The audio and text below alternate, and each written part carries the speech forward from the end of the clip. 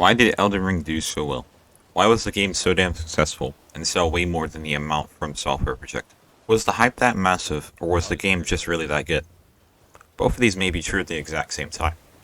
Selling over 17 million copies in less than a year of release.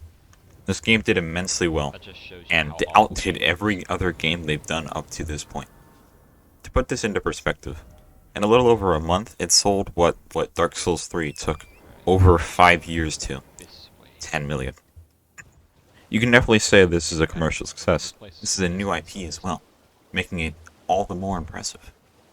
To answer on why Elden Ring did so well, you need to understand the current gaming landscape. The current meta for open world games, for lack of better words, is the Ubisoft formula. If you have ever played an Assassin's Creed game or the Far Cry, you may be familiar with this type of gameplay structure. This isn't exactly exclusive to Ubisoft. PlayStation in-house games use this as well. I'm not a fan of this. I understand if you do, just know it's definitely not for me. Of course there are outliers, notably one of my favorite games, The Legend of Zelda Breath of the Wild. There may be some other games referred to, but I probably haven't played it or just didn't like it. When I think of a game that redefined this formula and broke the mold, Elden Ring and Breath of the Wild come to mind. Miyazaki himself drawing inspiration from Zelda.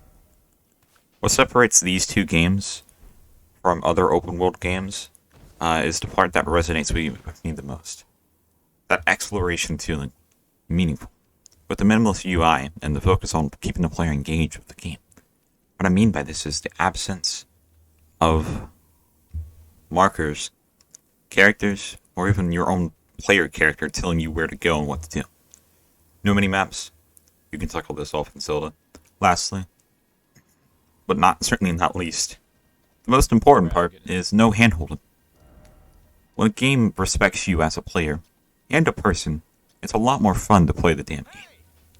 The tutorial for Elden Ring is completely optional, as you can just go in and jump into the land between right off the jump. I hate the idea of a game taking you out of the game to remind you that you're in a video game. I hope this encourages more game studios to take risk and perhaps even make better games. More than big Dark Souls. This game is much more than just big Dark Souls. I've talked about this before, but it's just so disingenuous.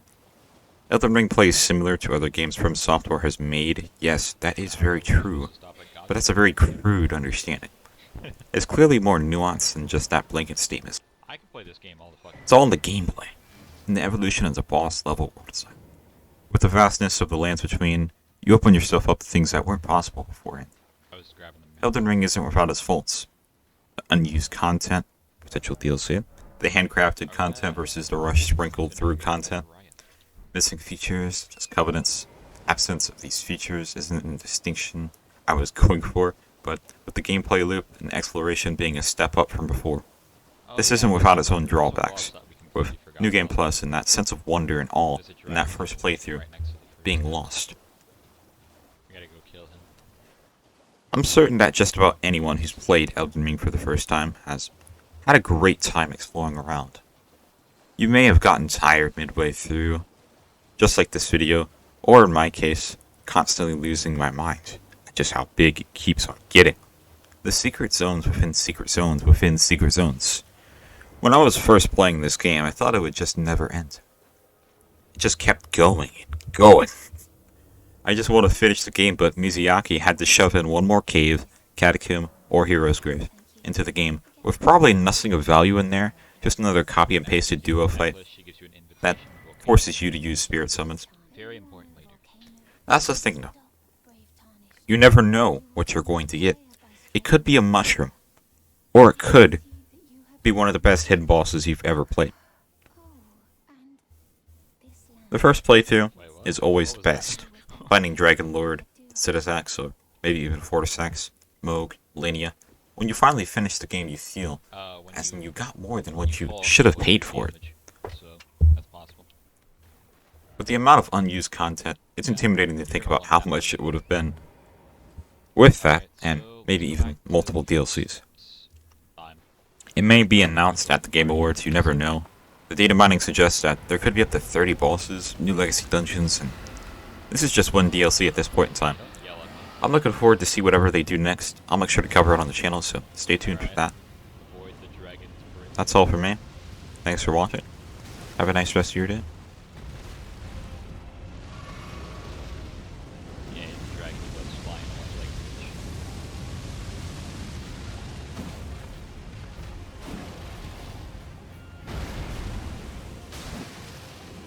You cheese with magic.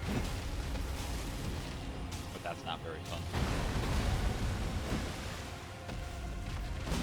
I don't particularly like cheesing at all. He's doing his basic ball attack.